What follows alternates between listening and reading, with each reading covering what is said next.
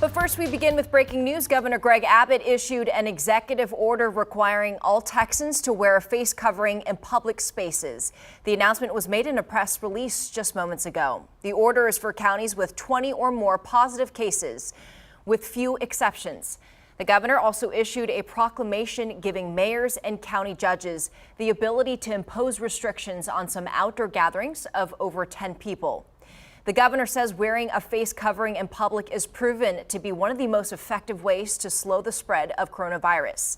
He says those who violate the order of wearing a face mask and does not wear a face mask will receive a warning. A second violation will be a penalty of up to $250.